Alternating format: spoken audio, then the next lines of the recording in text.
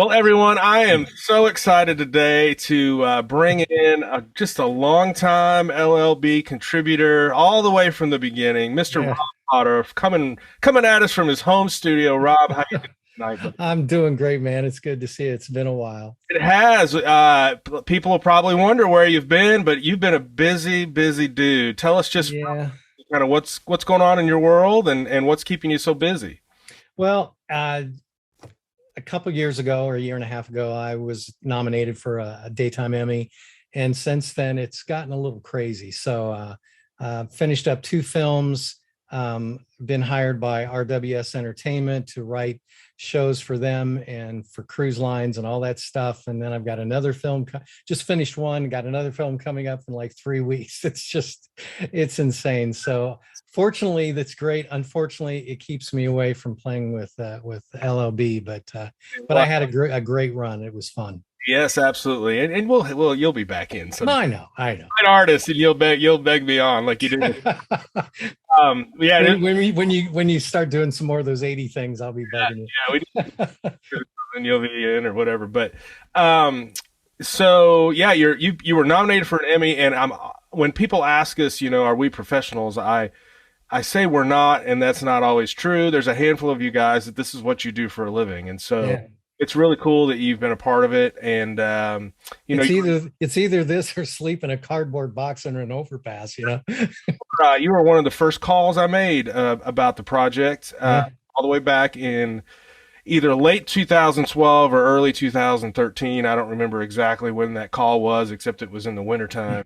Yeah, I remember you said, "Hey, I got this idea, just kind of an outlet for us to, maybe pick our favorite artists and, play a few tunes and record them." And that was it. And we thought, yeah, that might be kind of fun. And it was, and it is. So, Like, all right. So, people, they love to get to know you a little bit better. But what we're really interested in tonight is your top 11. It's kind of our top 10. We go to 11, we go to 11. right? And so we're going to start all the way back. This was filmed our first year. Yeah. This was filmed in August of 2013.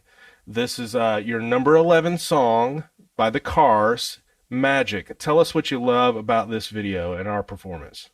Well, first of all, I love the Cars. I mean, I'm a product of the 80s. And so the Cars were just very influential to me as far as pop rock and things of that nature. And also, I was a performer at Kings Island, which is a theme park in Cincinnati, Ohio. And a bunch of us guys got together and we had a band.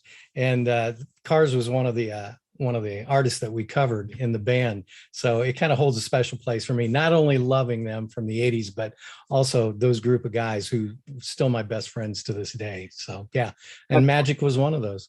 Yeah, and what's cool about the Cars, especially from a keyboard perspective, is it's rock and roll, but they use the keys in really prominent fashion. Well, yeah. And they were really kind of one of the first bands to really use that pop synthesizer kind of sound and really brought it out to the forefront. Because before that, it was like synth lines and maybe some pads and stuff like that. But they really kind of focused in and gave it some character. Well, it was fun to try and dial those tones in. I think you Oh, did a yeah. good job. And so, everybody, let's check out Rob's number 11, Magic by the Cars. Oh, yeah, yeah, yeah. Hold on here. Let's oh, it's magic when I'm with you.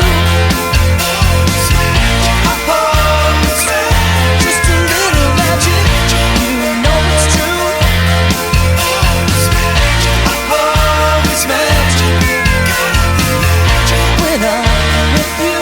We're going to kick it back a little bit earlier than the Cars with a Foreigner track. This is your number 10. You picked Cold as Ice. Tell us what you love about Cold as Ice. Well, Cold as Ice was Foreigner's big breakout tune, on the very first album. Well, I don't know if it was their first album, but it was the one that, set them on the stage. And the reason this is my favorite, this is kind of abstract. When I was in high school, I got my first job at Rinks Bargain City in the automotive department.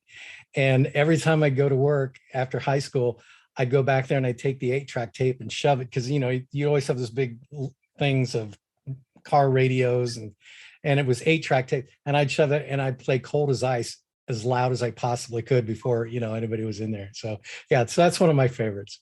Okay, very cool. Very cool. Everybody, this is Cold as Ice, our version of it by Foreigner, Rob's number 10. Check it out.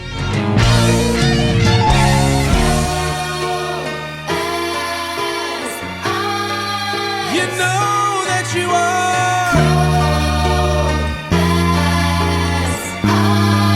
as cold as ice to me.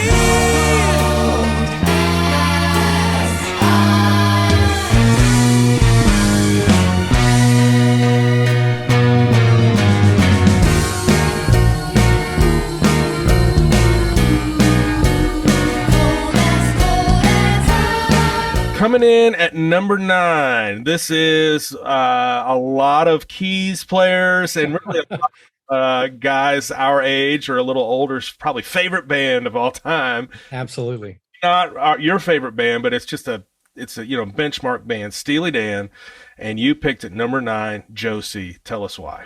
Well, Steely Dan, I mean, just as a musician, everybody who's a musician, you listen to the way that Donald Fagen writes. And I remember when you called me to tell me we were going to do a Steely Dan set. I was like, this is great. This is awesome.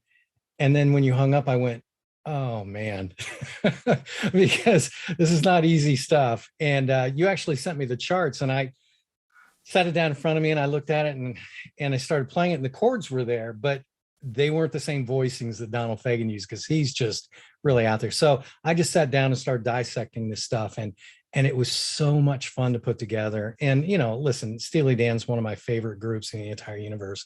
So yeah. And Josie, hands down, one of their best. I like what you said there. A lot of people ask, hey, why don't you put your own spin on these more often, that sort of thing. What people may or may not just understand is that the dissection of the original is almost as much fun. Oh yeah. Performing of it. It's awesome and fun to perform it. And it's cool to be like in it and go, man, this sounds just like if I were in the band. Yep. It all is just really, really cool. And that's really a huge part of what the band's about. So this is Rob dissecting Josie. Here's his number 9. Strike at the stroke of midnight. Dance on the bones till the girls say when. Pick up what's left by daylight. When Josie comes home. When Josie comes home. So bad. She's the best friend we ever had. She's a road train. The live wire. Plays like a rolling with her eyes on fire.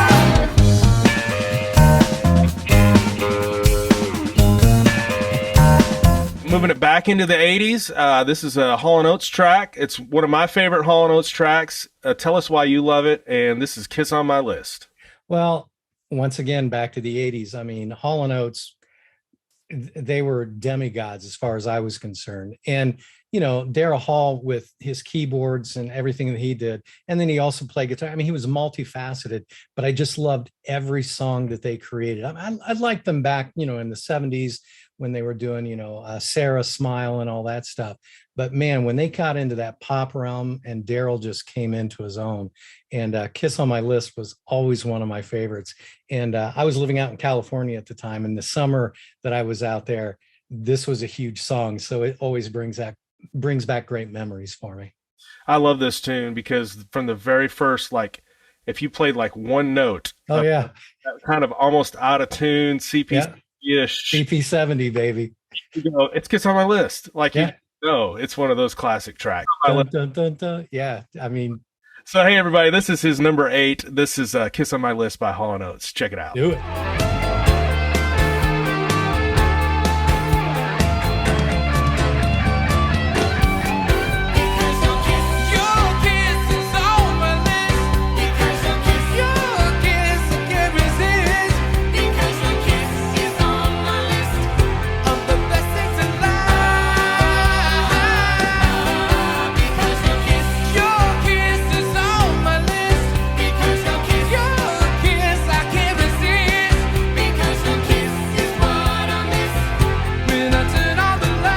for the next one, we go right back to what I believe is the very first song we attempted. We filmed 4 Doobie Brothers tunes on a Saturday morning in April of 2013.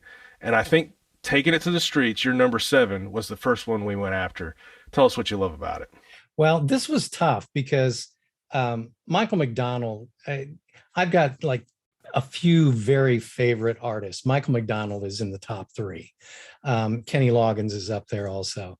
But Michael McDonald he's just an amazing writer, amazing pianist, amazing vocalist, whatever. So it was tough choosing between What a Fool Believes and Taking It to the Streets. But I really like Taking It to the Streets just because of the gospel feel to this thing.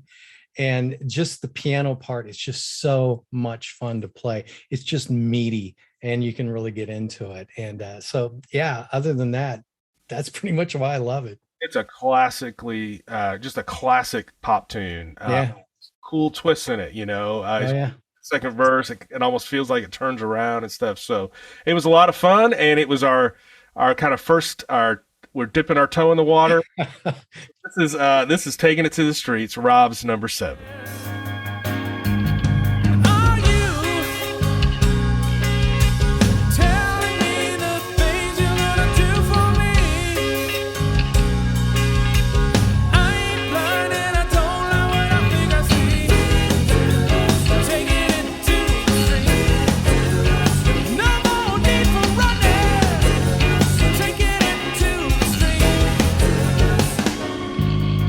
We're going to move it ahead a few decades. We're going to move to where I was probably a sophomore or junior in high school. Yeah. And you picked a Black Crowes track, and a deeper cut for a lot of people because they would often think, oh, She Talks to Angels, Hard to Handle, those sort of songs. You picked one off of their, I believe, their second album.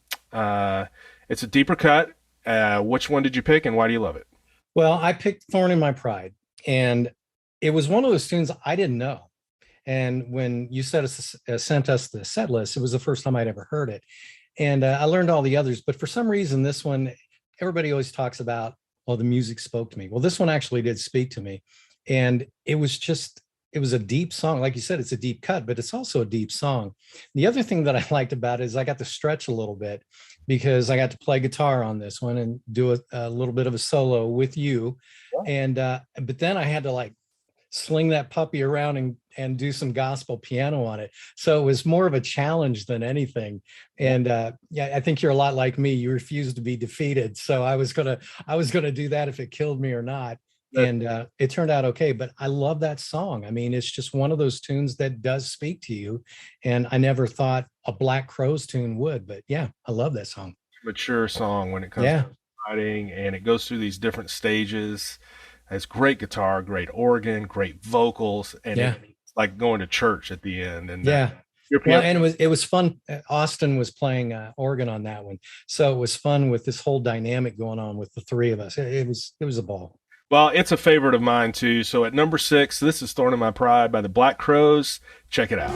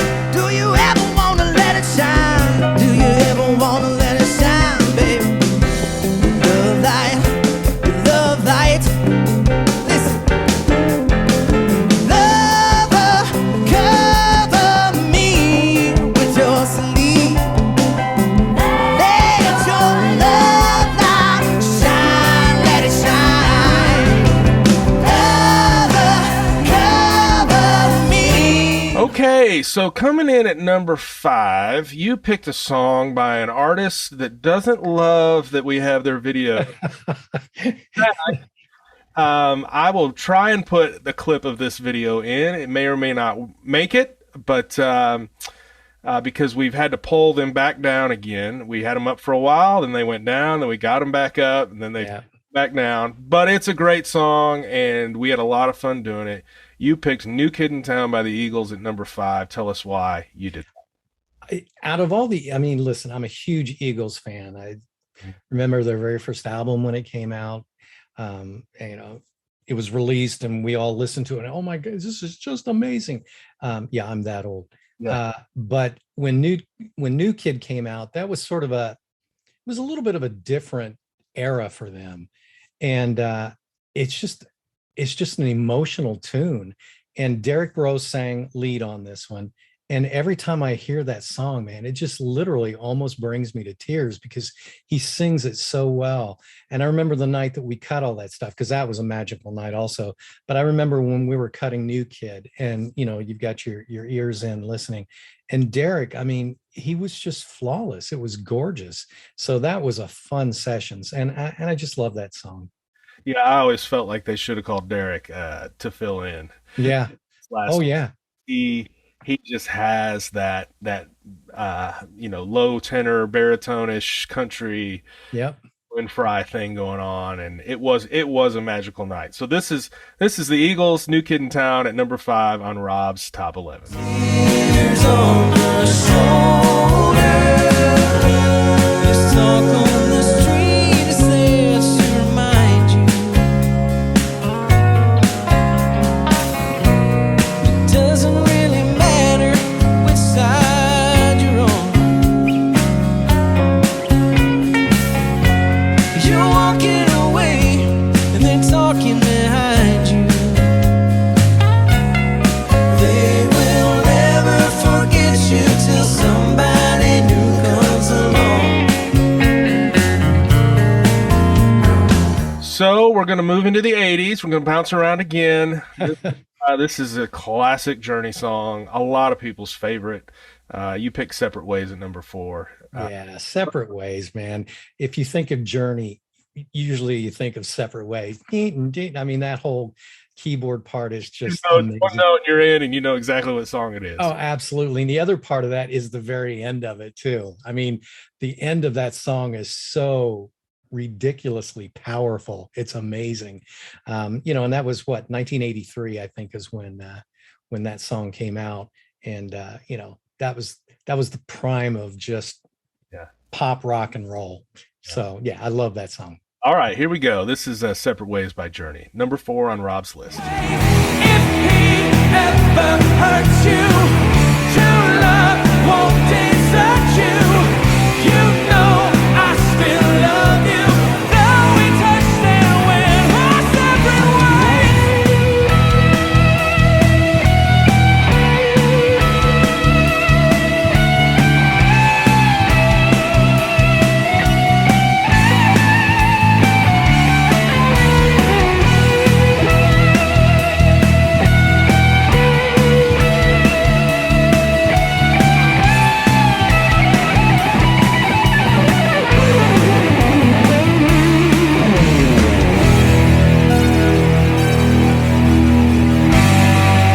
We're going to stay right in that era, kind of a contemporary of Journey in that era is Huey Lewis and the News. And you picked one of the funnest Huey Lewis and the News. I don't know anybody that doesn't love this song. And if they do, they're square. Yeah. Hip to be square. Oh, absolutely. Listen, every tune that those guys did in the 80s, I mean, they were all top 10 hits. But Hip to Be Square is just one of those, like you said, it's a fun tune. And the other thing why I like this song for LLB was the whole B3 part of this was just so much fun to play. And and the horn parts on that are just amazing too. Yeah, so that's a great song to highlight that the B3 part is critical. Yeah. If it's not there, it's like, hey, that's not the song. Yeah, exactly. Is that so? This was a fun song. When we do it live, people love it. Hip to Be Square by Huey Lewis and the News. Check it out.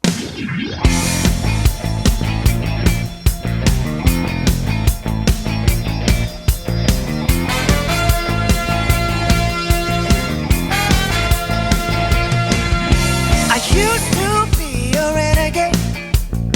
I used to fool around, but I couldn't take the punishment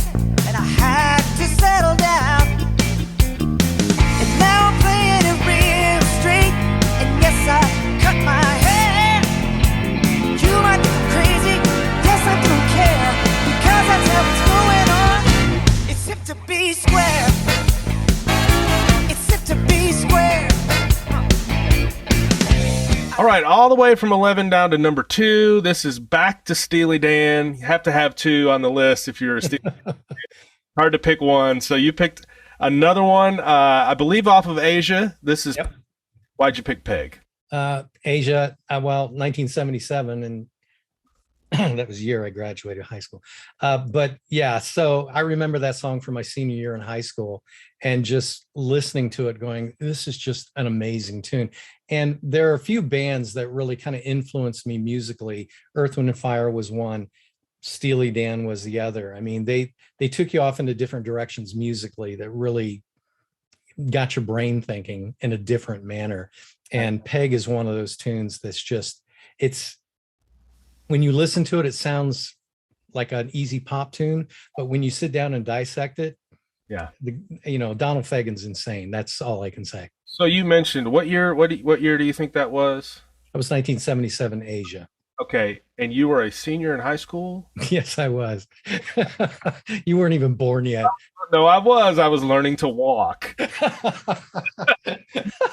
I was basically probably toddling around, potty trained or something. What's great is I have it on vinyl here at the house, and my kids have gotten into vinyl. Yeah, they listen to Asia, and they listen to Gaucho, and they listen to it Anthrax, and it's timeless. All right, so enough about our age. You are, because I'm already old. And I'll always be older than you. This is Peg at number 2 on Rob's. And when you smile for the camera, I know I love you better. Peg, it will come back to you. Peg, it will come back to you. Then the shutter falls. You see it all in 3D. It's your favorite foreign movie.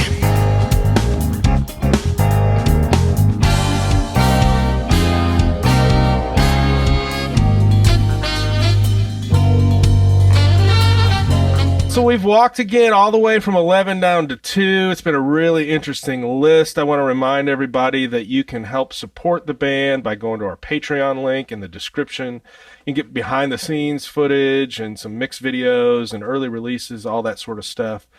We've got a live show getting ready to be announced, so you'll be able to get early tickets if you're a Patreon supporter. Just all those things. You can get merchandise in our description. We got a new website you should check out. It's pretty awesome. But let's move on from all the administrative stuff. We're going to talk about your number 1 song.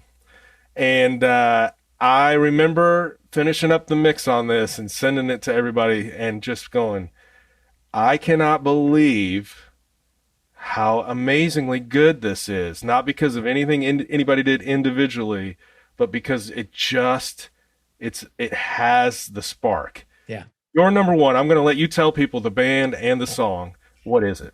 My number 1 was, and it's because, in my opinion, we nailed it.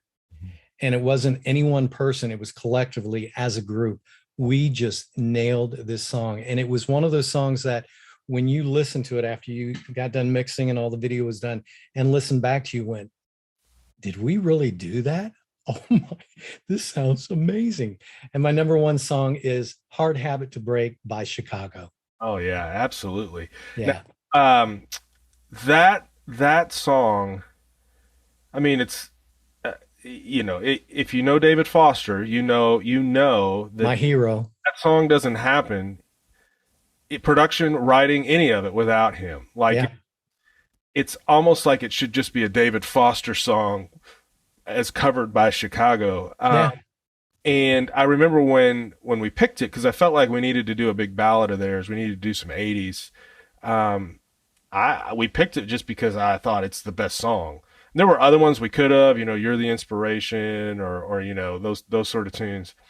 But I also was very intimidated by it because it's so specific. Oh, yeah. You're right. Every single person came in and went, okay, this is specifically how it needs to be done. The horns were perfect, even though it was a simple part. And then we get asked this all the time, and I like to pull back the curtain for people because everybody says, is it all live? And I tell everyone, hey, it's 3 takes. Yep.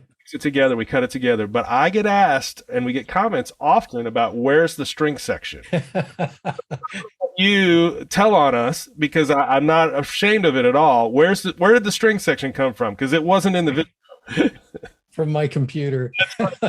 No, it's what I do for a living. And yeah, so I recreated the string parts and listened to what Foster had arranged and got those down. And man, it was so much fun to put those together. It was almost as much fun as learning the Donald Fagen piano parts. Oh, and I'll tell you what, if those weren't there and they weren't as authentic as they are, I really think the video would be 70% of what it could be. Wow.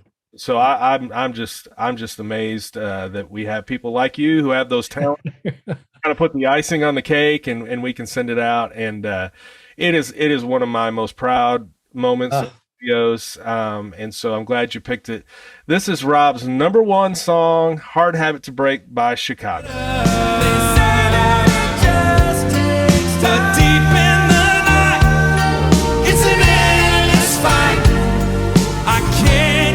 Out of my mind. Now being without you takes a lot of getting used to. Should learn to live with it, but I don't want to.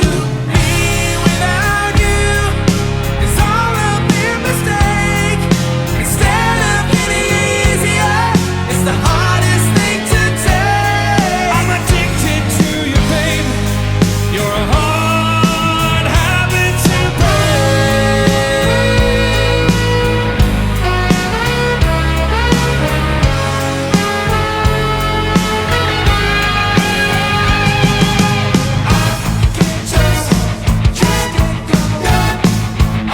All right, Rob, thanks for spending time with us tonight. I know you Thank you. do your Latin, cabaret show, you're doing, and all the just different things. Congratulations on all your success over the past couple of years, and I hope it slows down for you a little bit. Maybe we can. I don't. Well, I got to keep the lights on. so we can throw a Kenny Loggins episode or something in there and pull you out of that. I'll pull you out of that basement. But thanks for doing this, man. I'm really Just proud. promise me if we do Kenny Loggins, we do Heart to Heart. Okay, and this is it. That's the other one we'll have to do. That's Absolutely. song. So, hey, man, thanks again. Congratulations on everything that's going on with you, and we'll see you soon.